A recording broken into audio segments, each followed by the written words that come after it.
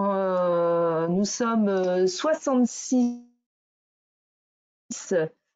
connectés, enfin 66 connectés avec nous, 71 participants. Donc, je vous propose de démarrer cette session. Alors, bienvenue déjà à ce webinaire organisé par l'AT2E Centre Val de Loire. Le thème du jour est donc sobriété énergétique et décarbonation dans vos entreprises. Comment s'y prendre? Donc, nous allons avoir une première présentation de l'AT2E Centre Val de Loire très rapide. L'idée étant de passer sur le webinaire pour lequel et le sujet pour lequel vous êtes connectés, sachant que ce webinaire vous sera présenté donc par Jean-Marc Piatek, qui prendra le relais dès la fin de la présentation, et sont présents Daniel Cap, les membres du bureau, et donc moi-même, Magali Martin, président de la TDE Centre Val de Loire. Donc on va faire une rapide présentation de la T2E et de vos serviteurs.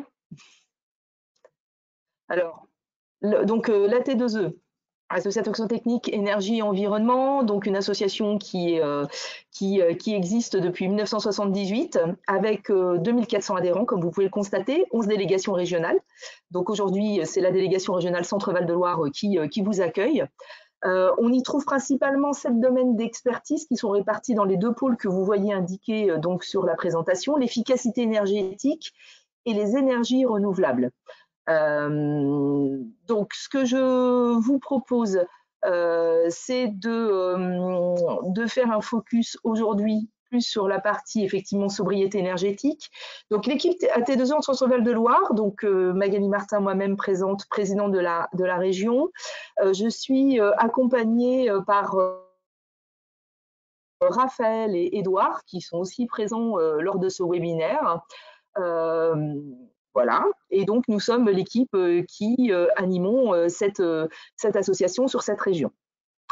Je voulais juste, avant qu'on démarre le webinaire sur la sobriété énergétique, vous parler des futurs événements que nous prévoyons en Centre-Val de Loire. Donc, au premier semestre 2023, vous aurez 3 événements qui sont programmés. Un premier webinaire sur la pyrogazéification qui devrait se dérouler en janvier. La date vous parviendra très rapidement après ce premier webinaire. En février-mars, nous imaginons une rencontre autour du sujet de la biomasse avec des visites de sites. Et en mai-juin, nous imaginons aussi un événement présentiel avec une partie réunion plus témoignage d'un industriel sur un sujet méthanisation biométhane. Donc ça, ce seront les 3 événements qui devrait se dérouler sur le premier semestre 2023 si toutes les conditions sanitaires et autres nous le permettent. Voilà, donc le programme de la T2E Centre-Val de Loire pour ce premier semestre auquel évidemment vous serez les bienvenus. Donc on le précisait, fonctionnement du webinaire, il y a la présentation. Vous pouvez poser des questions dans l'onglet questions au fur et à mesure. Nous traiterons les questions à chaque fin de séquence. Ces séquences vont vous être présentées par Jean-Marc dans la foulée. Et ce que je voulais aussi vous préciser, c'est qu'à la fin de ce webinaire, vous recevrez un petit questionnaire de satisfaction et qui vous interrogera aussi peut-être sur quelques centres d'intérêt qui pourraient que vous souhaiteriez partager avec nous au sein de la T2E. Eh bien, écoutez, je vous souhaite en tout cas un excellent webinaire. J'espère que le son et l'image sera correct pour tout le monde. Je vais passer la parole à Jean-Marc Piatek et le remercie pour sa présentation.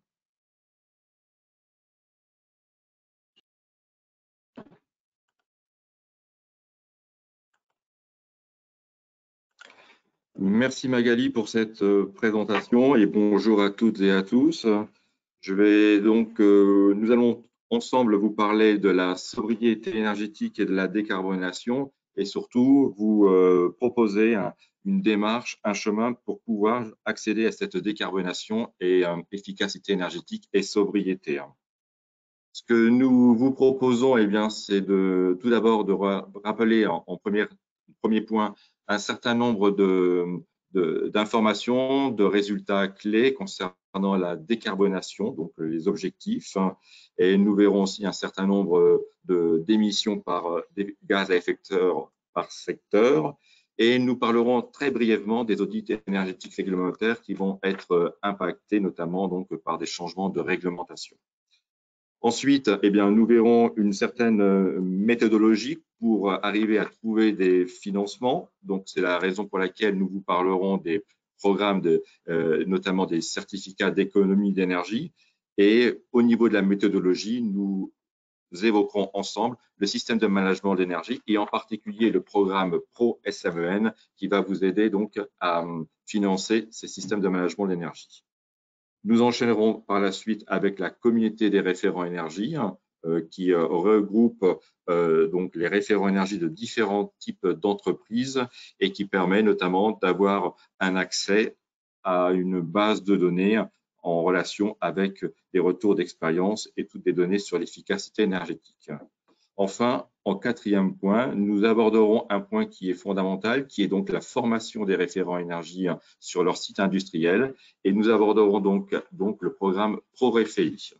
Donc, vont intervenir successivement Daniel Cap, vice-président de la T2E, ainsi que Karine Maillard, qui est en charge du programme ProRéféi. En ce qui me concerne, je suis Jean-Marc Piatek, chef du département maîtrise de l'énergie.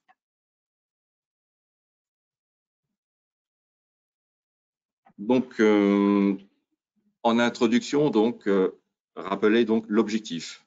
L'objectif, c'est la neutralité carbone à l'horizon 2050, c'est-à-dire pouvoir compenser toutes nos émissions de gaz à effet de serre. Pour y arriver, il va déjà falloir réduire les consommations d'énergie. C'est notamment ce que vous voyez donc à droite. À l'horizon 2050, un besoin en énergie finale de 1060 TWh. Aujourd'hui, nous sommes à 1560 TWh, ce qui signifie une réduction de la consommation d'énergie de 500 TWh. Pour y arriver, nous aurons donc besoin d'efficacité énergétique, mais aussi d'autres techniques pour pouvoir atteindre cette baisse des consommations d'énergie. Il n'y aura pas que les consommations d'énergie, il y aura aussi la nécessité d'avoir un autre mix énergétique. C'est ce que vous avez donc au niveau de la représentation du camembert sur la partie droite. Ce mix énergétique sera composé à 55% d'électricité décarbonée, essentiellement d'origine nucléaire et d'origine renouvelable, à partir des énergies hydrauliques, les éoliennes et le photovoltaïque, par exemple. Au niveau de ce mix énergétique, il sera aussi composé à 37% de biomasse et d'autres combustibles décarbonés, comme le biogaz, par exemple. Enfin, il restera 8% de ce mix énergétique qui seront composés donc de chaleur renouvelable hors biomasse, comme par exemple la géothermie et le solaire thermique. Sur le schéma de gauche, on voit donc la réduction de ces consommations d'émissions de gaz à effet de serre au cours du temps. Ces émissions de gaz à effet de serre sont essentiellement dues et très majoritairement dues à la consommation d'énergie. Donc, à l'horizon de 50, avec nos réductions de consommation d'énergie et notre nouveau mix, nous aurons donc, au niveau prévisionnel, encore des émissions de 80 mégatonnes de CO2 équivalent. Et afin de composer, ces 80 mégatonnes seront issues essentiellement des émissions liées à l'industrie qui ne peuvent pas être réduites. Ce sont donc des émissions liées au système de production et aussi en grande partie liées à l'activité de l'agriculture et notamment donc les émissions liées donc à l'emploi d'engrais et de pesticides. Pour compenser ces 80 mégatonnes de CO2, il faudra donc les compenser notamment par ce qu'on appelle ici, que vous voyez en vert, tout ce qui concerne l'utilisation des terres et les changements d'affectation des terres et des forêts. C'est en gros la captation naturelle du CO2 par les terres et les forêts. Donc là, on vient de voir brièvement l'objectif de la neutralité carbone. Nous allons voir donc maintenant d'où l'on part. Donc, notre consommation aujourd'hui est d'environ 1500 TWh et les trois principaux secteurs de consommation d'énergie sont le résidentiel, tertiaire, que vous avez ici en bleu. Le second, en orange, concerne le transport. Et en troisième partie, l'industrie à hauteur de 302 TWh. Aujourd'hui, l'industrie, toute énergie confondue, représente environ 19% de la consommation nationale en énergie. La consommation de l'industrie est en baisse constante depuis plus de 20 ans maintenant, grâce notamment à l'efficacité énergétique. Si l'on regarde un petit peu plus en détail comment cela se passe dans l'industrie, en fait, il y a environ 40 000 sites industriels de plus de 10 salariés en France. Et sur ces 40 000, il y en a environ 3 000 que l'on appelle des IGCE, donc des industries grandes consommatrices d'énergie, qui représentent à elles seules plus des 2/3 de la consommation d'énergie, donc 216 TWh. Ces sites sont aussi les plus forts consommateurs d'énergie, les plus forts émetteurs de gaz à effet de serre. Mais il y a aussi donc les entreprises qui ne sont pas fortement consommatrices d'énergie et elles sont majoritaires au niveau du nombre, 37 000, et représentent environ 144 TWh de consommation annuelle. Ces énergies, c'est ce qu'on appelle le diffus, c'est ce que vous voyez sur la partie droite, sur le camembert droite, et en fait, avec toute la répartition des différents secteurs d'activité, comme les industries agroalimentaires, les fonderies, les industries diverses, la laiterie, la transformation des matières plastiques, etc., etc. Et on voit donc que la grande part de la consommation d'énergie est due donc aux IGCE qui représentent 60% de cette consommation d'énergie. Juste pour information, ce slide pour vous dire à quoi correspondent ces industries grandes consommatrices d'énergie, où là vous avez donc les différents secteurs qui y sont représentés, comme l'acier, le ciment, la papeterie, etc.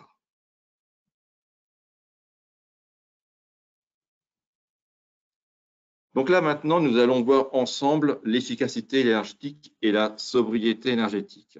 Alors, je vais passer directement au slide suivant, plutôt pour vous parler donc du chemin qui est nécessaire pour accéder à cette décarbonation. La sobriété énergétique. La sobriété énergétique, c'est des actions comportementales qui sont réalisables par les salariés. Ces actions visent à réduire instantanément l'usage de l'énergie. Ces actions n'ont pas besoin d'investissement et elles sont à effet immédiat.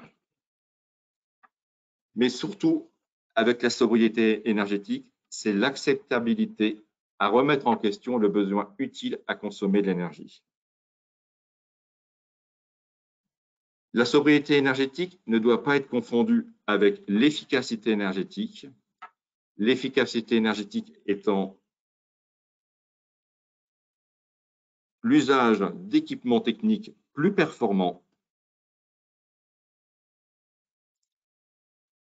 ou de systèmes automatisés qui vont être installés pour mieux réguler les procédés ou les utilités.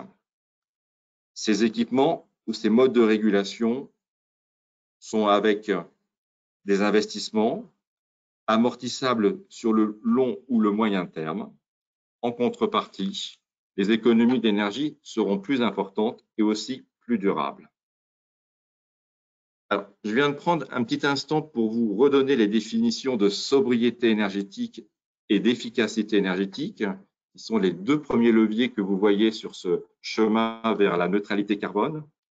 Parce que dans vos entreprises, vous allez être amené à conduire et donc à réaliser des plans d'action pour obtenir cette décarbonation et augmenter la performance énergétique de vos sites. Et il est important de bien dissocier ce qu'est la sobriété énergétique de l'efficacité énergétique, parce que en étant plus rigoureux sur cette distinction, vous pourrez mieux faire passer les messages au sein de vos entreprises, auprès des personnels, en ce qui concerne la sobriété énergétique, et aussi pouvoir mieux transmettre des informations qui sont liées à l'efficacité énergétique par l'emploi de nouveaux équipements ou de modes de régulation. Il y a d'autres modes, d'autres leviers pour décarboner les activités. C'est notamment donc l'emploi des énergies renouvelables et de récupération nouvelles, la chaleur fatale, l'électrification des procédés et aussi la flexibilité électrique ou ce qu'on appelle l'effacement de la consommation d'électricité. En jaune, vous avez entouré en pointillé l'efficacité énergétique ainsi que tout ce qui concerne les énergies renouvelables, la chaleur fatale, etc. Parce que ces thèmes-là sont liés avec l'audit énergétique que nous allons voir dans quelques instants. Un quatrième levier pour la décarbonation concerne les intrants matières alternatifs, c'est-à-dire l'usage de matières moins carbonées ou non carbonées pour réaliser la production. Je vous présenterai dans quelques instants des exemples de ces intrants matières alternatifs. Enfin, le cinquième levier pour la décarbonation concerne les puits de carbone naturels, donc les forêts et l'usage des terres agricoles, comme nous l'avons évoqué en introduction, ainsi que tous les dispositifs de captage, d'usage et de stockage du carbone, ce qu'on appelle les CCUS. Donc là, on vient de voir les différents leviers qui permettaient d'accéder à cette décarbonation. Maintenant, je vais vous présenter quelques exemples de solutions de décarbonation, et notamment les exemples que je vais vous présenter très succinctement sont en fait des lauréats des appels à projets, des différents appels à projets menés par l'ADEME, notamment pour la décarbonation des industries. Et sur le premier thème, efficacité énergétique, vous avez donc un certain nombre d'exemples qui nous sont communiqués, notamment sur des dispositifs de remplacement de fours de réchauffage, dans le cas présent, dans le cas d'un laminoir donc en aciérie, mais aussi l'installation de séchoirs plus performants dans d'autres secteurs d'activité. Ce qui est important de voir aussi, c'est l'importance, la part qu'a cette efficacité énergétique au niveau donc du gisement d'économie d'énergie. Et on voit notamment 65 TWh d'économie d'énergie pour l'industrie lourde.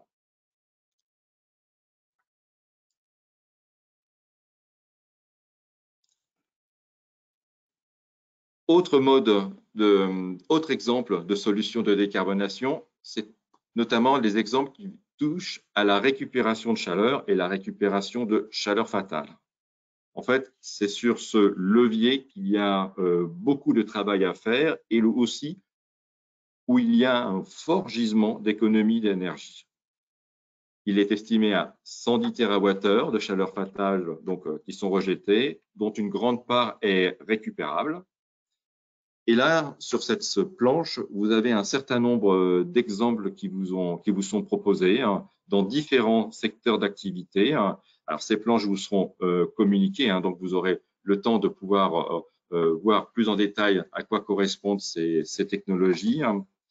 Mais la récupération de chaleur fatale est certainement l'un des leviers principaux à focaliser afin de pouvoir réduire les consommations d'énergie et les émissions de carbone et des gaz à effet de serre associés. Il y a aussi des exemples de solutions liées à l'électrification des procédés. Le gisement potentiel d'électrification est de 42 TWh donc pour la France. L'électrification des procédés est quelque chose d'un petit peu plus complexe à mettre en œuvre parce qu'il nécessite beaucoup plus de temps d'investigation afin de pouvoir être pris en compte pleinement dans l'entreprise. Néanmoins, ce sont des choses qui sont réalisables et cela, quelle que soit la taille de l'entreprise et pour un très bon nombre de procédés. Donc là, il y a des exemples qui vous sont donnés en fait, donc remplacement de fours qui fonctionnaient au gaz ou avec des autres sources d'énergie fossile par des fours électriques. Mais il y a aussi tout ce qui concerne, et ça c'est aujourd'hui quelque chose de très, qui est vraiment bien rentré dans les mœurs, lorsqu'on a notamment besoin de récupération de chaleur sur des buées ou sur des vapeurs, on peut recomprimer mécaniquement cette vapeur à la place d'injecteurs qui fonctionnaient donc à la vapeur. C'est ce qu'on appelle donc les dispositifs RMV, donc pour recompression mécanique de vapeur.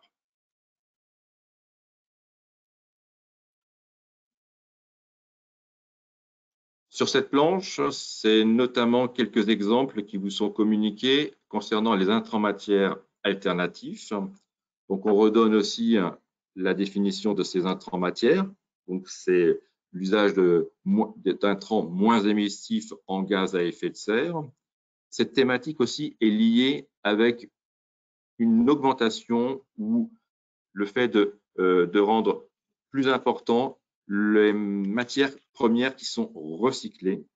Donc, l'usage soit en interne de votre entreprise ou directement les matières premières qui sont utilisées dans votre entreprise. Alors, 3 exemples vous sont proposés sur ces intrants matières. On voit quand même qu'il s'agit de grosses industries, donc ces fameuses industries grandes consommatrices d'énergie. Aujourd'hui, ce sont elles qui sont plutôt précurseurs sur ce domaine. Il n'empêche que cette réflexion peut être aussi menée dans des entreprises de plus petite taille, des PME, on va dire, parce qu'en fait, il existe un certain nombre d'exemples où les intrants matières peuvent être aussi adaptés pour les petites et moyennes entreprises. Je faisais ce focus pour bien préciser que ça ne concernait pas uniquement les grandes entreprises, et notamment les appels à projets donc, qui sont avec l'ADEME permettent de financer les petites et moyennes entreprises sur ce type de solutions. Alors, là, on vient donc de voir la sobriété et la décarbonation. Je vais faire un petit focus sur les audits énergétiques réglementaires, et notamment parce que ça, d'une certaine façon, ils sont imbriqués avec l'efficacité énergétique et les énergies renouvelables, telles que vous l'avez vu, puisqu'aujourd'hui, les audits énergétiques, dans les voies d'amélioration qui sont proposées dans ces audits énergétiques, nécessitent de proposer donc des énergies renouvelables. Le contexte actuel des audits énergétiques, c'est celui des audits obligatoires depuis le 5 décembre 2015. Donc, c'est un dispositif aujourd'hui qui est bien rodé et qui concerne les PME, c'est-à-dire des entreprises ayant plus de 205, des entreprises qui ne sont pas des PME, pardon, donc des entreprises de plus de 250 personnes ou dont le chiffre d'affaires excède 50 millions d'euros et 43 millions d'euros pour le bilan. Aujourd'hui, cette directive efficacité énergétique, ces audits sont liés à la directive efficacité énergétique de 2012 et il y a une refonte de cette directive efficacité énergétique. Cette refonte a été menée depuis plusieurs années et elle va donc être signée donc, très prochainement au cours de cet automne, donc ça va vraiment ne plus tarder. Il va donc y avoir un changement, une modification sur ces audits énergétiques réglementaires. Le changement majeur, c'est qu'on n'est plus sur une taille d'entreprise. Autrefois, le seuil était lié à la taille de l'entreprise. Maintenant, le seuil sera soumis à une consommation énergétique et en particulier, ce seuil de consommation énergétique des entreprises qui seront soumises à l'audit énergétique sera donc de 10 terajoules, ce qui correspond à peu près à 2,8 gigawattheures. Donc, toutes les entreprises qui auront une consommation supérieure à 2,8 gigawattheures seront soumises à l'audit énergétique réglementaire. Dans un même temps, les entreprises qui auront une consommation énergétique supérieure à 100 terajoules, c'est-à-dire 28 gigawattheures, auront l'obligation de mettre en œuvre un système de management de l'énergie. Quelque chose qui ne bougera pas, c'est les entreprises qui seront soumises à l'audit obligatoire, mais qui mettront en place un système de management de l'énergie. Eh bien, elles seront exemptées de cette obligation de réalisation de l'audit énergétique. C'est ce qui est normalement prévu. Donc, je viens d'aborder très brièvement donc, cette sobriété énergétique et la décarbonation, ainsi qu'un certain nombre d'informations sur les audits énergétiques. Alors, si vous avez des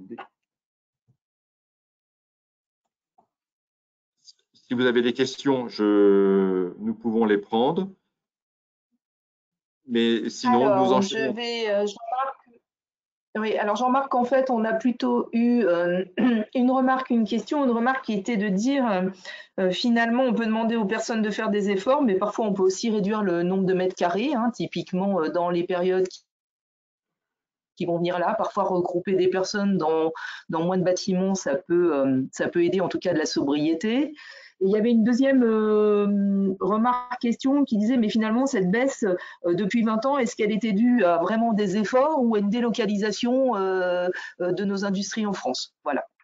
Alors en fait, là je vais répondre directement concernant donc la baisse des émissions de gaz à effet de serre. Elles sont liées donc à plusieurs effets en fait.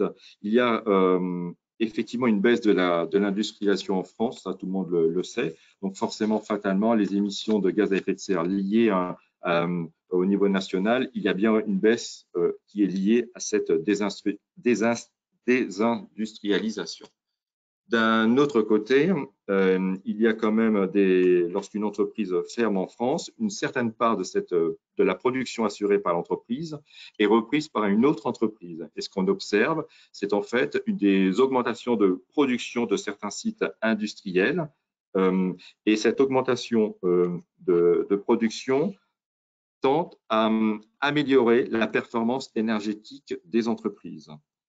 Associé à cette augmentation de la performance énergétique du fait de l'augmentation de la production par site, on a aussi quand même un travail qui a été beaucoup plus anticipé par l'industrie que ne l'ont fait les autres secteurs du transport et du tertiaire et du résidentiel, c'est-à-dire l'efficacité énergétique sur les sites industriels, notamment par l'usage de meilleures technologies.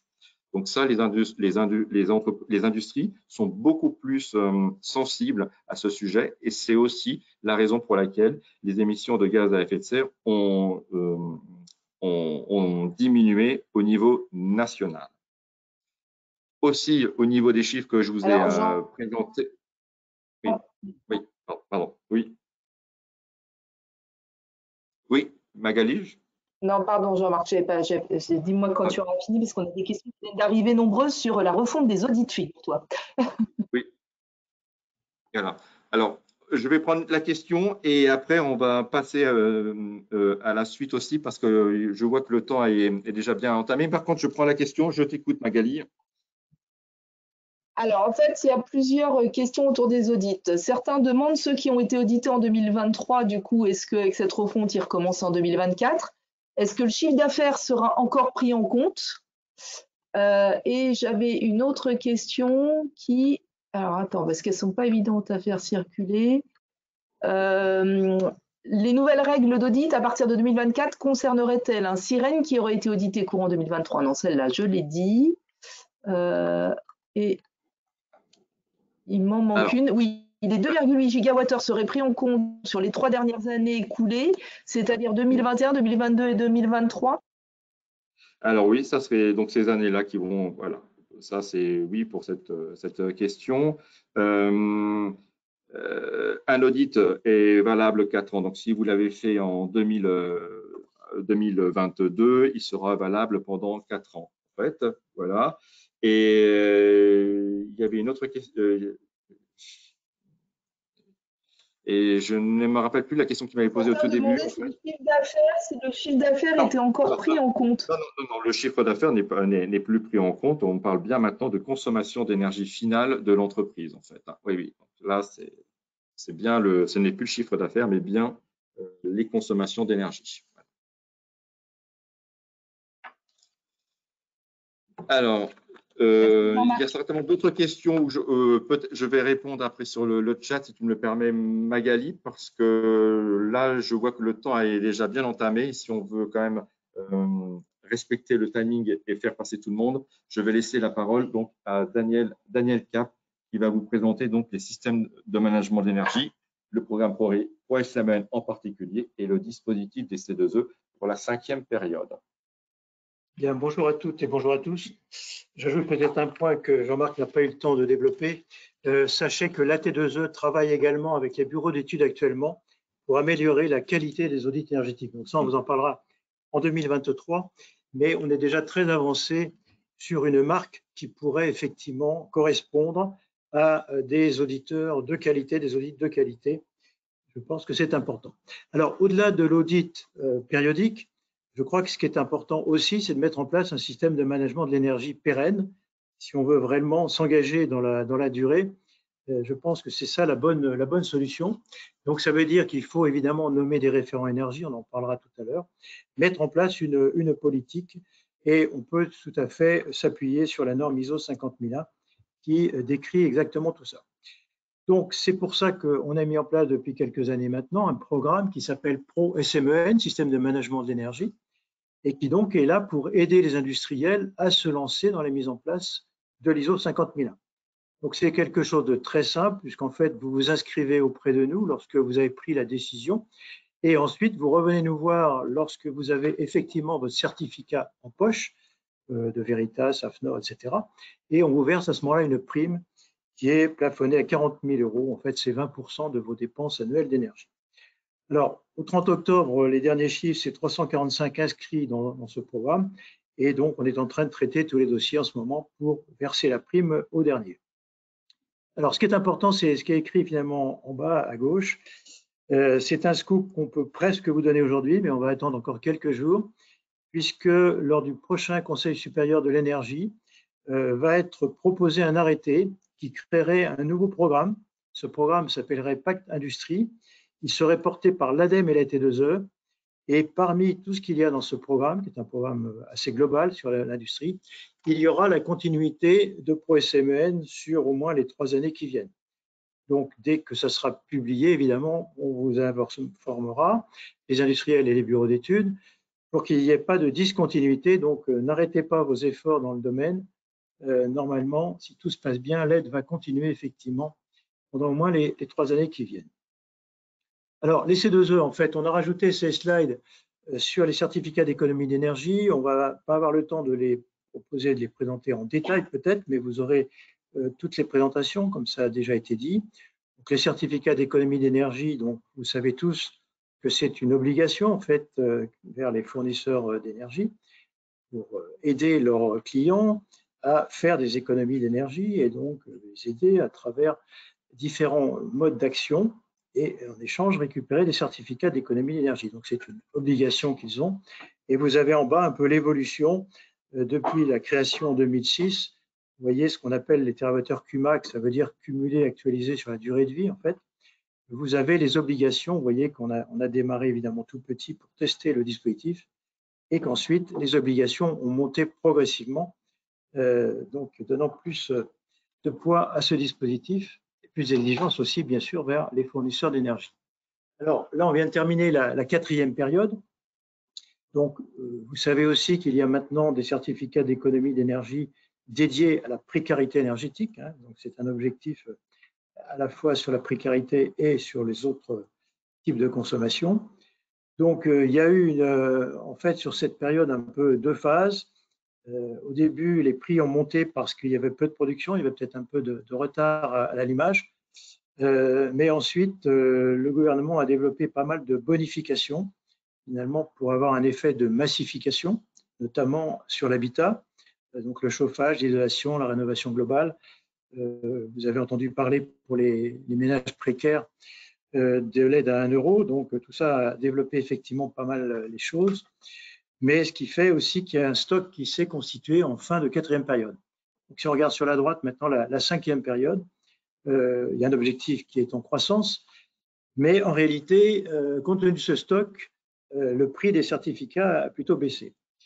Donc, il y a un décret qui a été pris tout récemment, en septembre 2022, qui augmente les chiffres que vous voyez sur ce transparent, donc de 400 TWh au total et de 200 sur le domaine de la précarité énergétique. Donc, normalement, on peut imaginer que les choses vont repartir à la hausse avec cette obligation augmentée. Et vous voyez un petit peu ce qui s'est passé sur les prix émis. Bon, c'est simplement le répertoire où on voit un petit peu comment se passent les échanges. Vous voyez que les prix avaient effectivement tendance à rebaisser en fin de 4e période, compte tenu de l'effet de stock dont je vous parlais. Si on regarde les chiffres un peu plus récents, on commence à voir une remontée de ces prix. Donc, ça veut dire évidemment une remontée aussi des primes qui sont versées aux différents acteurs. Alors, un zoom sur l'industrie. Donc, l'industrie, finalement, est quand même assez bien représentée dans le dispositif des certificats d'économie d'énergie. Et vous avez là les fiches qui marchent le mieux. Donc, la récupération de chaleur sur groupe froid. Tout à l'heure, Jean-Marc a parlé de récupération de chaleur. Bon, là, on a une fiche qui performe bien et qui, je dirais, est assez généreuse, en fait, dans le financement des opérations. Les systèmes autorégulés, la régulation aussi sur les groupes froids avec possibilité de haute pression flottante, et la récupération de chaleur sur les tours aéro-réfrigérantes. Effectivement, les fiches récupérant l'énergie sont plutôt les mieux loties aujourd'hui. Alors, vous savez aussi bien sûr que le dispositif évolue en fonction de la réglementation. Et donc, lorsque, par exemple, la réglementation européenne évolue sur les moteurs IE2, IE3, etc., eh bien, on va abroger les fiches correspondantes. On ne pourra prendre en compte que ce qui va au-delà de la réglementation. Donc, ça veut dire qu'on va supprimer la fiche IE3 et plutôt créer une fiche IE4 pour continuer à aider les moteurs les plus performants. Alors, il y a des révisions. Donc, vous voyez sur la gauche un certain nombre de fiches en révision. Donc, c'est essentiellement lié à ça, l'évolution de la réglementation, lié aussi au fait que les situations de référence ont pu évoluer. Et donc, il faut recaler un petit peu les gains qu'on va mettre sur les fiches d'opérations standardisées. Alors, il y a 2 fiches là aujourd'hui en cours de création quelque part, refroidissement industriel en haute efficacité énergétique et puis le stockage d'énergie lié à la chaleur fatale en industrie. Donc ça, c'est des fiches qui sont en cours d'élaboration. Là, vous retrouvez un peu les principales fiches qui valorisent la récupération de chaleur en industrie aujourd'hui. Alors, le message aussi que je voulais passer, c'est ne pensez pas que aux opérations standardisées. Dans l'industrie notamment, vous avez tout à fait intérêt à regarder s'il n'y a pas d'opérations standardisées qui correspondent à vos actions, et bien de penser aux opérations spécifiques, c'est donc des opérations sur mesure. C'est un tout petit peu plus compliqué puisqu'il faudra généralement faire appel à un bureau d'études pour vous aider à construire la situation de référence, à calculer les économies. Ce dossier sera soumis ensuite aux ingénieurs de l'ADEME, mais pour des dossiers importants, je pense qu'il ne faut vraiment pas s'en priver. Alors, nous organisons avec l'ADEME d'ailleurs des formations, des industriels et des bureaux d'études. On en a fait 3 cette année, on va continuer l'année prochaine. Donc là aussi, regardez de très près cette possibilité, notamment pour des opérations relativement importantes dans vos industries. Alors, je pense que voilà ce qu'on pouvait dire un petit peu rapidement. Je ne sais pas, Magali, si sur ce que je viens de dire, il y a des questions déjà. Oui, alors nous avons 2 questions. Comment peut-on obtenir le programme Pro SMEN? Et la deuxième question, quid de la fiche IE5? Oui, alors ça aussi, ça fait partie des fiches en réflexion, hein, c'est sur les moteurs, hein, vous voulez dire.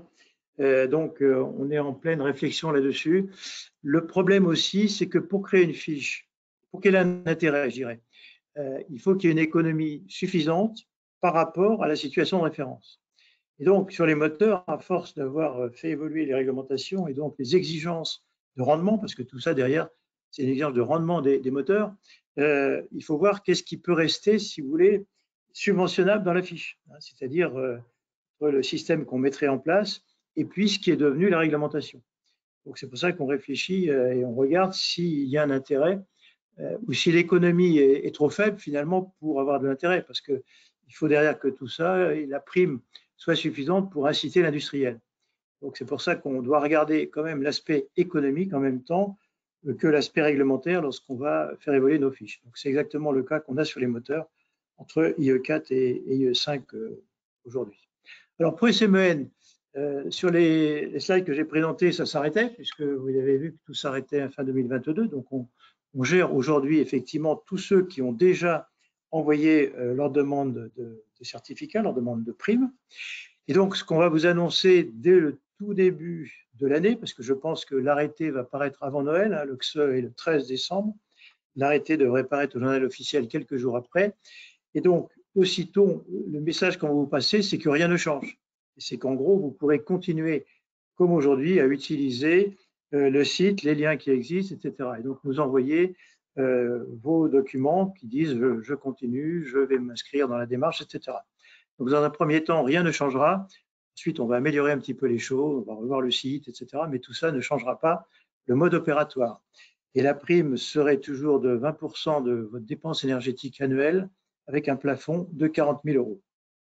Donc, je dirais que pour simplifier, on peut dire que tout continuerait comme avant et on vous le dira officiellement dès que l'arrêté sera paru. Donc, peut-être il faut dire un mot de la communauté des référents énergie, maintenant, Jean-Marc. Non, sauf s'il y avait une autre question, Magali. Une nouvelle question vient d'arriver. En tant que bureau d'études qui réalise des audits énergétiques, comment être référent? On n'a pas entendu la fin de la question. En tant que bureau d'études qui réalise des audits énergétiques, comment être référencé auprès de l'AT2E? Ah, voilà, c'est une bonne question, ça. Alors, d'abord, vous êtes audit énergétique dans l'industrie, hein. Là, on a parlé de l'industrie, on ne parle pas du bâtiment. Alors, vous pourrez voir, et Jean-Marc va peut-être le projeter d'ailleurs, vous pourrez voir qu'on a fait un document qui recense tous les bureaux d'études faisant des audits énergétiques dans l'industrie, membres de la T2E. Ça ne veut pas dire que les autres ne sont pas bons, mais on a fait notre document sur ceux qui sont membres de la T2E. Et par ailleurs, ce document va évoluer l'année prochaine puisque, comme je l'ai dit tout à l'heure, on travaille réellement sur la montée en qualité de ces audits énergétiques. Et donc, il y aura une mention particulière pour les bureaux d'études qui auront signé la charte d'engagement. Donc, il y aura une charte d'engagement qui définira ce niveau de qualité. Et donc, sur cette liste de bureaux d'études membres de la T2E, eh bien, on pourra distinguer ceux qui ont effectivement se sont engagés dans cette démarche en signant cet engagement. Donc, voilà comment vont évoluer les choses là aussi en 2023. Peut-être Jean-Marc, je vais te laisser la parole et puis tu pourras compléter si tu le souhaites. Très bien. Oui. Merci Daniel. Donc là, je vais parler avec vous quelques instants de la communauté des référents énergie. Donc cette communauté a été créée donc il y a à peu près 3 ans maintenant en fait, et c'est une et elle vise notamment à mettre en accès des bases de données pour les personnes qui sont en charge dans les entreprises de gérer la performance énergétique, donc des bases de données que je vais vous détailler dans quelques instants, afin justement de pouvoir mener à bien leur mission de performance énergétique et de décarbonation. Donc, cet espace de documentation et d'outils d'analyse, il est d'abord constitué d'une boîte à outils qui vit avec notamment des simulateurs de plans d'action que nous proposons ou un un dispositif d'auto-évaluation d'un système de management de l'énergie qui sont proposés donc pour pouvoir vous-même vous positionner et savoir votre niveau votre maturité en ce qui concerne un possible passage à un système de management de l'énergie. Dans cette boîte à outils aussi, vous y trouverez donc un certain nombre de tutoriels et de webinaires techniques qui visent donc à reprendre un certain nombre de notions de base qui sont nécessaires donc pour les personnes qui gèrent l'efficacité énergétique à bien maîtriser pour pouvoir mener à bien leurs actions. Il y a donc dans cet espace de documentation aussi toute une partie qui concerne la veille réglementaire et la technologique.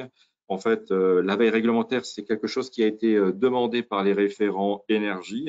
C'est la raison pour laquelle nous l'avons incluse, afin que ces derniers puissent être tenus informés des textes réglementaires et puis connaître aussi un certain nombre de sujets connexes à l'efficacité énergétique pour lesquels ils n'auraient pas forcément eu accès ou pris connaissance assez rapidement.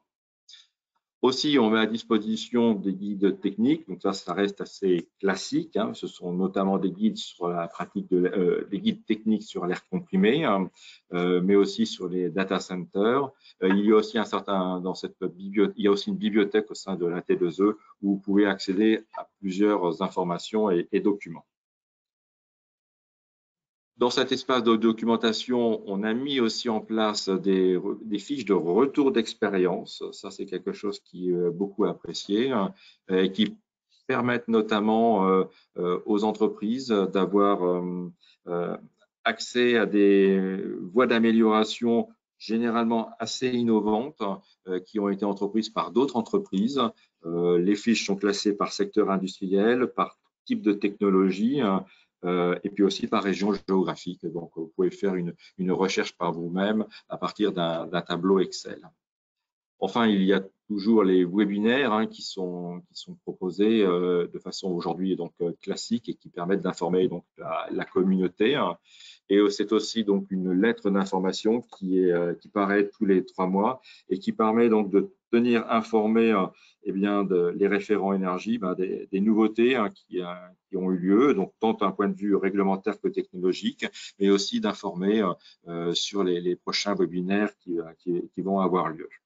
Donc là, on vient de voir un espace de documentation et d'outils d'analyse, mais il y a aussi au sein de la communauté des référents énergie une nouveauté en fait qui débute cette année et qui va prendre, nous l'espérons, en ampleur l'année prochaine. Ce sont la création de clubs régionaux de référents énergie qui se regroupent donc en présentiel en petits groupes de 12 à 15 entreprises sur un site industriel afin de partager un certain nombre de retours d'expérience et aussi participer à un fil rouge sur la décarbonation de leurs activités. Donc la région pilote, c'est la région Grand Est actuellement, mais nous sommes en cours de développer cette activité vers d'autres régions. C'est ce que je souhaitais donc vous parler au niveau de la communauté des référents énergie. Voilà. Alors, peut-être Magali, est-ce qu'il y a quelques questions sur la communauté des référents énergie? Non, je n'en ai pas vu. Non, je n'en ai pas vu sur cette dernière séquence. D'accord. Donc là, je vais laisser la parole maintenant donc à Karine Maillard, qui est donc le chargé de mission pour le programme ProRéféi. Donc Karine, je te laisse prendre la main. Ça marche, merci. Bonjour à tous.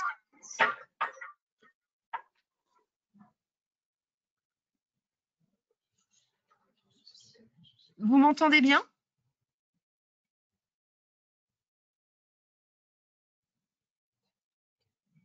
J'ai vu mon son, oui.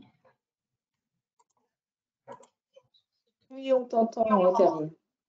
Super, je vais pouvoir continuer. Donc, on a parlé de plein de sujets et ce qu'il faut voir, eh bien, ce qui est important aujourd'hui, c'est d'avoir des personnes qui ont des compétences en matière d'efficacité énergétique et de décarbonation au sein de l'entreprise. Pourquoi? Eh bien, sans elles, il sera difficile de mettre en place un management de l'énergie efficace et durable, comme l'a expliqué Daniel et Jean-Marc, comme ils l'ont expliqué précédemment. On peut aller sur la slide suivante. Alors, qui sont les référents énergie? Aujourd'hui, les référents énergie, on va vous présenter des chiffres qui datent d'une enquête qui a été menée par la T2E en 2015, mais qui sont toujours d'actualité. 80% des référents énergie ne sont pas formés à l'efficacité énergétique. Ils ont peu de temps de travail puisque la majorité consacre maximum 15% de leur temps à l'énergie parce qu'ils sont multicasquettes. Il n'y a pas de référentiel métier, tout simplement. Donc, ce que propose ProRéfi, c'est de les faire monter en compétences. Ce que je peux rajouter sur les profils, la plupart sont des responsables maintenance et des responsables QHSE. Alors, j'en ai encore rencontré la semaine dernière sur un salon Energy Time, Class Factory, pardon, où on me disait, voilà, moi, on m'a rajouté un E, mais je ne sais pas par où commencer, je ne sais pas prioriser. L'objectif de ProRéfi, c'est de les aider dans cette priorisation, sans pour autant leur donner plus de travail sur l'énergie, puisqu'ils n'ont pas ce temps de travail, mais leur donner la méthodologie pour qu'ils puissent travailler au mieux sur l'efficacité énergétique. Tu peux passer sur la slide suivante. Alors, que propose ProRéfi? ProRéfi, c'est un programme de montée en compétences, comme je viens de le dire, en 3 parties. Le parcours multimodal en 3 étapes que je vais vous expliquer, les modules complémentaires et puis l'accès à la communauté des référents énergie.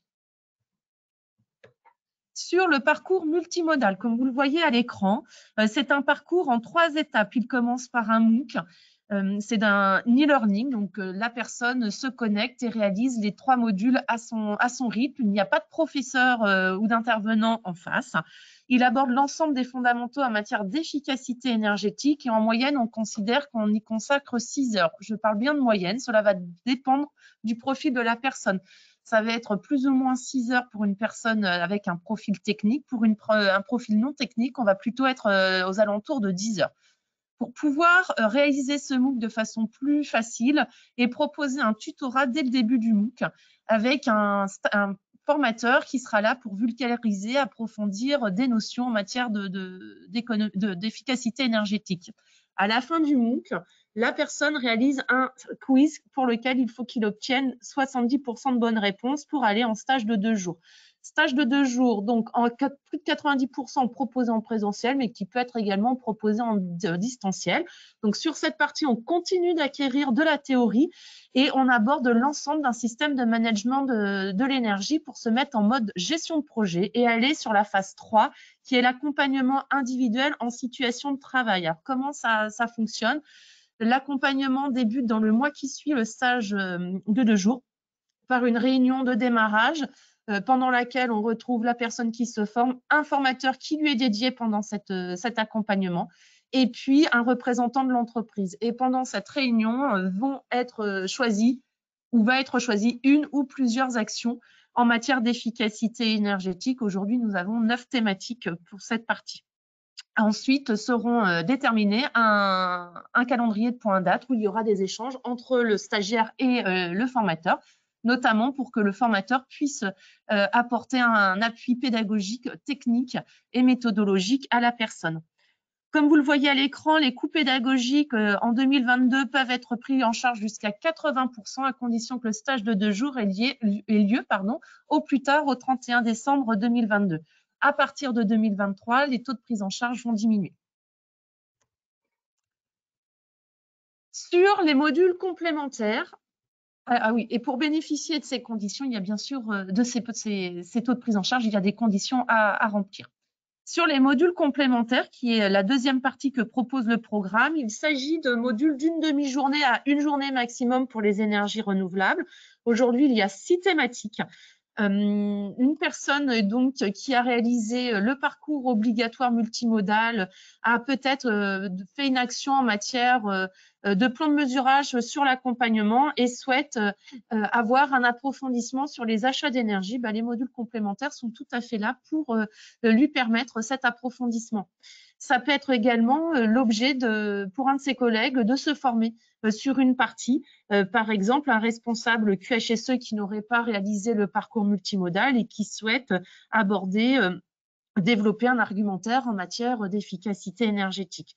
Les modules complémentaires sont également sujets à la prise en charge par le programme sous condition jusqu'à 100%. Et la troisième brique, c'est l'accès à la communauté des référents énergie, donc qui a été présenté par Jean-Marc Piatek juste avant, sous condition. Donc, pour y avoir accès gratuitement, il faut avoir réalisé le parcours obligatoire, avoir réalisé le stage de 2 jours et la gratuité court toute l'année civile de fin d'accompagnement. Je vous ai ajouté ensuite quelques chiffres. Alors, comme vous pouvez le voir aujourd'hui, c'est plus de 700 entreprises qui sont engagées, plus de 1200 inscrits à la formation et de plus de 1000 parcours qui sont terminés. Vous voyez également les secteurs qui reviennent dans les 3 premiers, c'est la métallurgie, l'agroalimentaire et la chimie pharmaceutique. Voilà, c'est ce qu'on retrouve en général sur ce type de programme lié à l'industrie. Quelques exemples d'entreprises, donc multisecteurs, comme vous pouvez le voir à l'écran. On retrouve pas mal des secteurs qui viennent d'être énoncés. Et on va vous présenter un retour d'expérience qui a pu être filmé dans une entreprise qui a bénéficié de la prise en charge des coûts pédagogiques. Une personne s'est formée au parcours obligatoire et 2 personnes ont réalisé des modules complémentaires.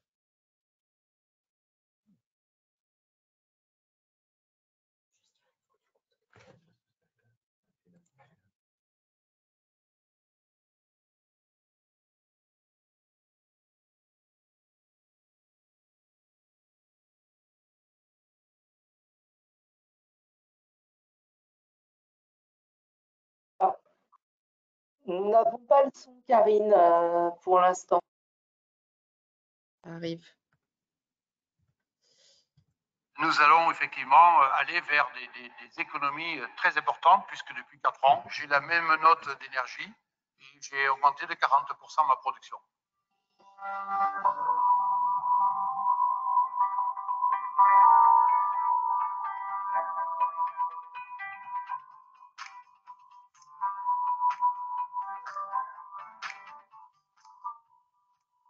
Georges Champé, dirigeant de la société LC Salaison en Ardèche, petite société artisanale de 30 salariés qui travaille sur un saucisson haut de gamme puisque nous sommes en plein cœur de la tradition du saucisson ardéchois. Les enjeux énergétiques sont fondamentaux pour notre entreprise puisque l'énergie, c'est le 3e poste de nos charges fixes qui représente 3,5% du chiffre d'affaires de l'entreprise. Donc, c'est un poste fondamental pour nous.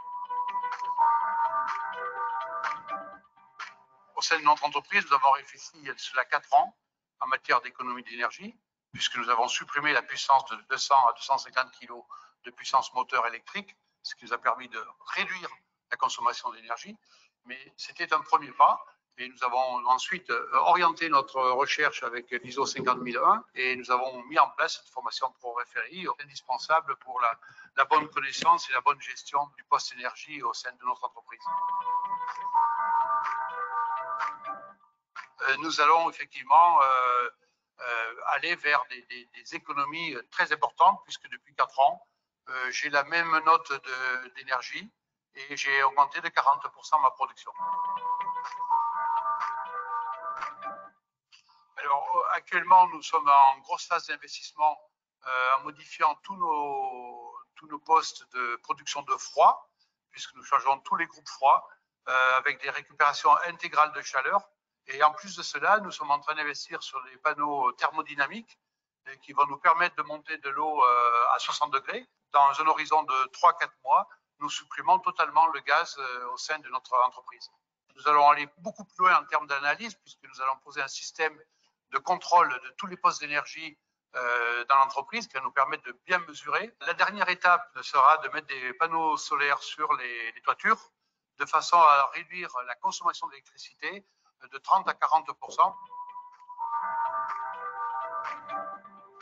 L'entreprise de demain sera une entreprise qui aura relevé le défi de la transition énergétique parce que les coûts d'énergie vont faire qu'augmenter.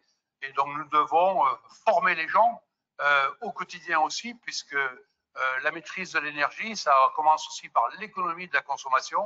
Et chacun au sein de cette entreprise doit être sensibilisé au sujet.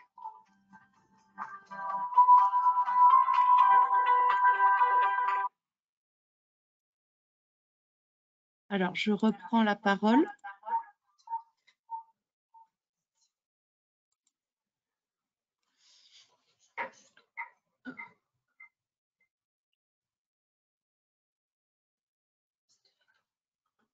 Voilà, comme vous avez pu voir, en fait, ProRéfi permet de structurer la partie efficacité énergétique et permet aussi d'aller beaucoup plus loin dans sa démarche et d'épauler donc les personnes en charge de l'efficacité énergétique. Est-ce qu'il y a des questions par rapport à la présentation?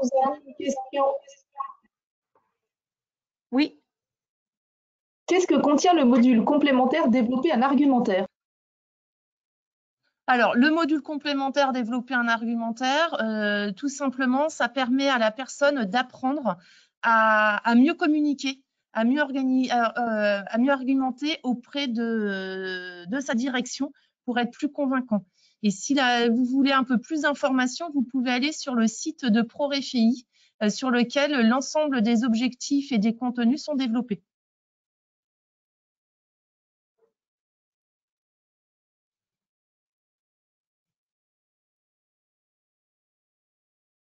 D'autres questions?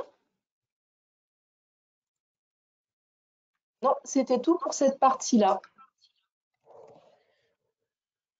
Alors du coup, Jean-Marc, est-ce que toi, tu as répondu aux quelques questions qui étaient dans les questions complémentaires? Alors Magali, justement, non, je n'ai pas répondu sur le chat. Par contre, si on a quelques instants, ben je veux bien essayer d'y répondre, mais je n'ai pas vu les questions encore. Hein. Est-ce que tu m'entends, Magali? Oui. On me demandait quand... Voilà, alors il y en a une notamment qui dit quand sera publiée la nouvelle directive dont vous avez parlé tout à l'heure. Alors je ne sais plus si c'est... Alors la nouvelle directive efficacité énergétique européenne, donc on n'a pas la date exacte, hein, elle n'a pas été communiquée. C'est prévu au cours de cet automne, donc vous comprenez que ça va être incessamment sous peu. Hein. En tout cas, on l'attendait déjà au début de l'automne et elle n'a pas apparu au journal officiel de l'Union européenne en fait, mais ça ne va pas tarder quoi en fait. Voilà. Alors après, oui, effectivement, merci Daniel de me demander de le préciser ce point. Ce qu'il faut savoir au niveau du calendrier, on va dire que donc cette directive va certainement paraître au journal officiel avant la fin de l'année. Hein. Après, il y a une étape hein, qui se passe, c'est la transposition en droit français. Hein. Donc, comme tout texte européen, donc ça doit être transposé dans notre droit. Et ça va prendre, on va dire, quelques mois. Hein. Donc, là, c'est pareil, on n'est pas dans le secret des dieux, mais il faut quand même laisser un bon semestre pour que les choses se fassent. Et ce qui fait en fait que donc l'application de cette nouvelle réglementation concernant les audits énergétiques réglementaires, elle est positionnée au niveau du calendrier pour être effective au 1er janvier 2024. Voilà. Alors, il y a des questions qui apparaissent. Une question qui dit, pour être clair, les 2,8 gigas, c'est une consommation annuelle ou une consommation sur 3 ans? Non, c'est bien une consommation annuelle, c'est-à-dire que et il faut que cette consommation soit atteinte et supérieure pendant 3 années consécutives. C'est-à-dire que en 2020, si vous avez supérieur à 2,8 en 2023, en 2022 et en 2021, vous serez donc soumis à l'audit obligatoire. Voilà. Donc, il s'agit bien d'une consommation annuelle, ce seuil, en fait, que vous devez avoir pendant 3 années. Voilà. Donc, si vous les dépassez par tout temps, il n'y a pas la question ne se pose pas. Par contre, si vous ne l'atteignez pas chaque année, en fait, effectivement, donc vous ne serez pas soumis à l'audit réglementaire. Une autre question assez précise, est-ce qu'un centre hospitalier peut être éligible à IND 134? Alors, en fait, c'est la fiche, je pense, qui concerne la mesure d'énergie, hein, le comptage, les tableaux de bord, etc. Alors, nos fiches, en fait, vous le savez sans doute, sont répertoriées par secteur, c'est-à-dire bâtiment résidentiel, bâtiment tertiaire ou industrie. Et là, il s'agit d'une fiche industrie, INDUT 134. Donc, elle ne fonctionne que dans le secteur industriel. Alors, effectivement, il y a une réflexion au sein du groupe de travail C2E qui concerne effectivement le bâtiment et le tertiaire pour créer une fiche un peu similaire dans le domaine du tertiaire. Mais aujourd'hui, la fiche telle qu'elle existe, c'est bien une fiche qui est réservée aux sites industriels.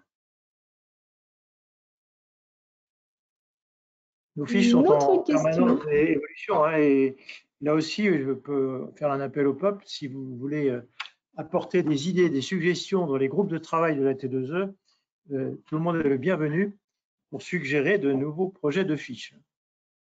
Ah, eh bien, écoute, l'appel est lancé. Voilà. J'en profite pour faire une autre question. Existe-t-il des aides financières? Non, pardon, vas-y. Vas-y, Magali. Oui, existe-t-il des aides financières pour qu'une entreprise non soumise à l'audit obligatoire puisse en réaliser un? Ah, non soumise à l'audit? Oui, alors là, on rentre dans le catalogue des aides à la décision de l'ADEME.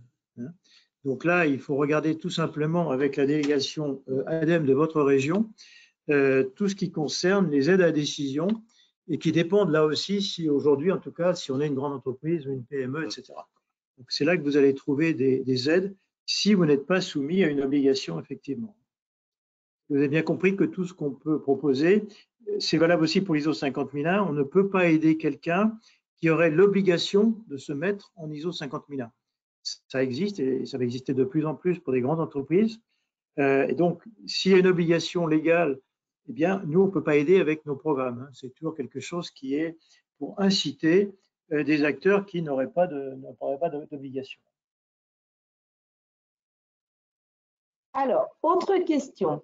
Toujours concernant la consommation annuelle de 2,8 gigas, doit-on compter l'année calendaire ou peut-on faire glisser sur une année fiscale? Alors, ça sera, je le suppose, vraiment sur l'année calendaire, en fait. Je pense que les choses vont se réaliser de cette façon-là. Voilà. Vous nous demandez quand même d'anticiper une réglementation française qu'on n'a pas encore vue. Mais je pense que ça sera plus logique comme ça. Mais ça paraît logique, voilà. Alors, ensuite, pour faire le parallèle avec le domaine tertiaire, y a-t-il une communauté dans ce domaine et des référents énergétiques? Alors, chez nous, les référents énergie, vous l'avez compris, sont bien du secteur de l'industrie en très grande majorité. Par contre, il y a quand même un certain nombre de tertiaires qui y sont associés. C'est ce qu'on appelle un peu les grands tertiaires ou les activités d'entreprises qui ne sont pas considérées comme des sites avec production ou transformation d'un produit, en fait, en vue de sa commercialisation, mais pour lesquels il y a quand même des activités qui ressemblent à de l'industrie. Comme par exemple le lavage du linge, donc tout ce qui concerne les blanchisseries, par exemple, en fait. Donc, il y a un certain nombre d'activités qui ne sont pas du secteur de l'industrie et qui sont quand même, on va dire, représentées ou qui sont présentes au sein de la communauté des référents énergie. Spécifiquement au secteur du tertiaire, ça, nous n'avons pas. Par contre, au sein de la T2E, en fait, de communautés propres au tertiaire, quoi. C'est-à-dire au secteur, on va dire, comme la banque, Voilà. Oui, mais les hôpitaux, l'enseignement, voilà. tout ce qui a été dit tout à l'heure. Mais n'oubliez pas quand même que la T2E est ouverte à tous, bien entendu. Là, aujourd'hui, on a fait un exposé sur l'industrie. C'était le souhait un petit peu de centrer sur l'industrie. Et bien entendu que le secteur tertiaire, j'ai parlé tout à l'heure des C2E, mais c'est vrai aussi pour la maîtrise de l'énergie. Bien entendu, il y a des réponses que vous trouverez aussi sur le site. Et plein de choses qu'a montré Jean-Marc tout à l'heure s'appliquent complètement à un hôpital, par exemple. Hein. Donc, voilà, il n'y a pas… Voilà. C'est simplement que pour l'instant, on cible un petit peu plus précisément, on va dire, les sites industriels. Et c'est justement le rôle de la communauté, même si on est dans l'industrie, hein, ça concerne aussi le tertiaire parce que l'objectif et l'intérêt de ce club et de cette communauté, hein, eh bien, c'est que justement les bonnes pratiques, les exemples qui ont été réalisés dans un site peuvent très bien fonctionner aussi sur un autre, en fait. Y compris qu'on soit de l'industrie ou du tertiaire. Et c'est ces échanges en fait qui prennent tout leur sens. Et c'est aussi la raison pour laquelle on peut avoir un peu de sites tertiaires qui sont aussi englobés avec l'industrie, en fait, au sein de la communauté. Tout le monde y trouve son intérêt, qu'on soit du tertiaire ou de l'industrie, on peut très bien échanger sur le thème de l'efficacité énergétique et faire partager ses expériences et puis ses difficultés aussi, hein, puisque c'est ce qui, au quotidien, c'est un peu les difficultés que vous rencontrez et comment vous arrivez à soulever ces difficultés justement et donc faire partager votre expérience. Le programme pour SML, je ne l'ai pas dit tout à l'heure, jusqu'à maintenant, il était ouvert à tous, c'est-à-dire il était ouvert à l'industrie, il était ouvert au tertiaire, il était ouvert également aux collectivités locales. Ça ne sera peut-être pas le cas dans Pacte Industrie, c'est-à-dire le programme qui arrive pour demain, dont je vous ai parlé. On va peut-être se restreindre effectivement là aux sites de type industriel.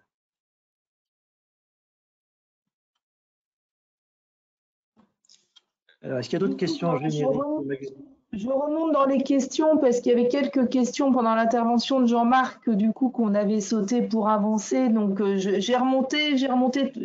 Donc je suis remontée tout en haut. J'en ai trouvé donc 2 ou 3 qui n'ont pas été encore traités. Pour une entreprise multisite concernant l'audit énergétique, les 2,8 gigas concernent le total de l'entreprise ou chaque site appartenant à l'entreprise. Est-ce qu'il faut faire un audit pour tous les sites qui dépassent 2,8 gigas de conso sur 3 ans?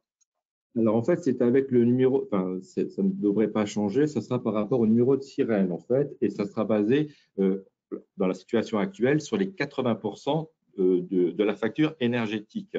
Donc, ce qui veut dire que, suivant les cas de figure, il faut donc ces 80%. S'il y a un tout petit site qui ne représente, je donne un exemple, que 5% de cette consommation d'énergie, il ne pourra, par exemple, ne pas être inclus dans l'audit énergétique. Voilà.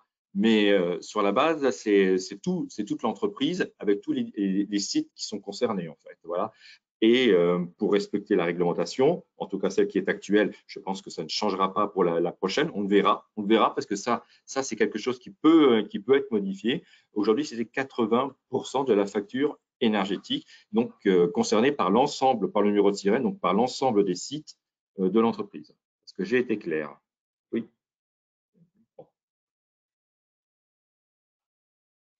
Oui. Alors, il y a une petite remarque, je pense plus qu'une question, mais que je partage, qui disait finalement, l'obligation d'audit, avant, c'était plus facile de repérer un chiffre d'affaires qu'une consommation.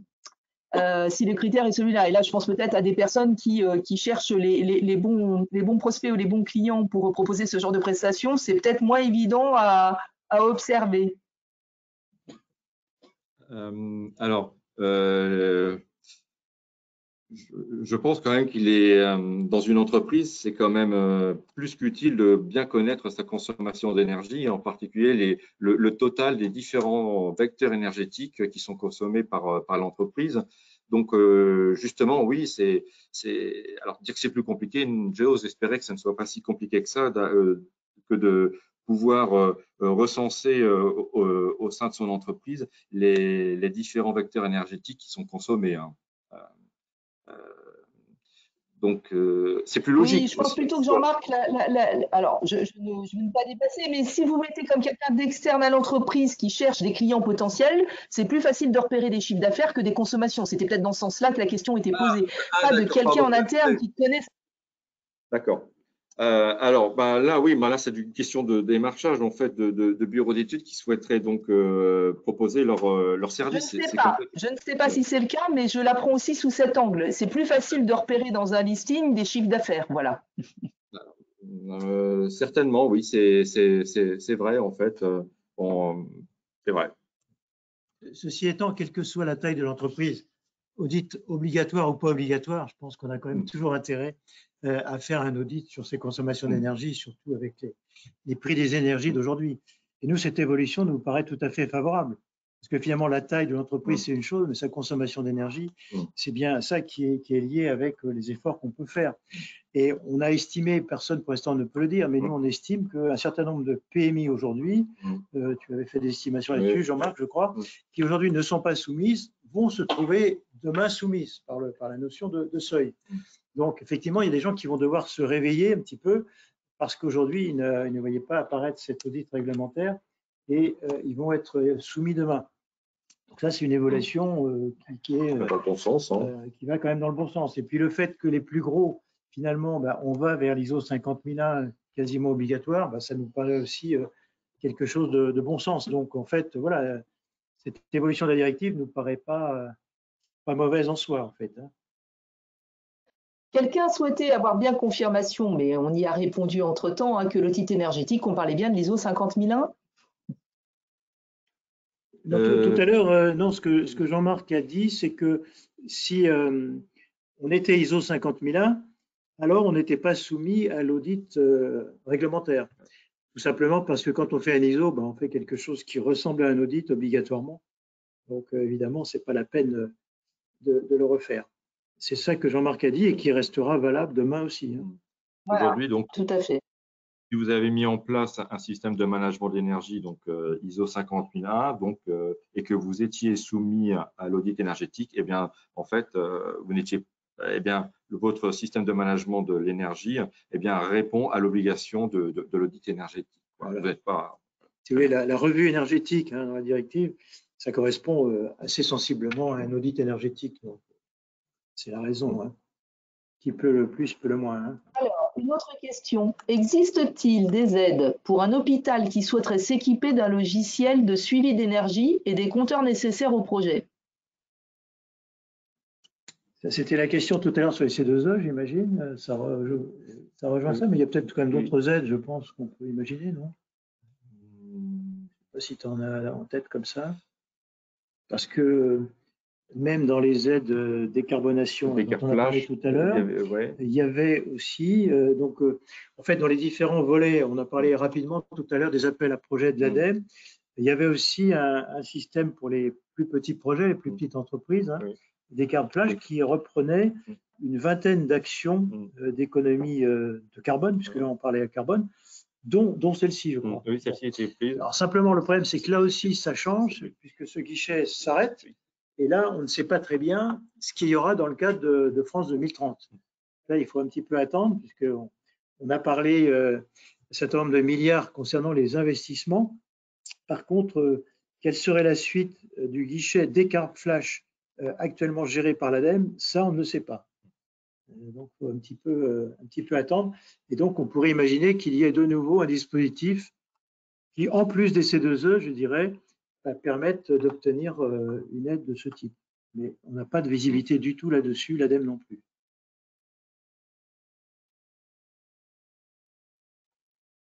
Un des participants évoquait la définition de l'audit énergétique dans la norme EN 16247, pour précision.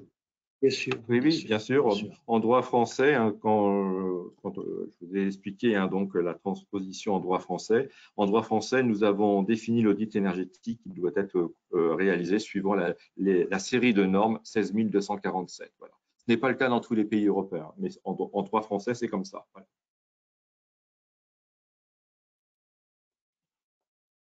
Écoutez, je continue à faire le tour. J'ai quand même l'impression que nous avons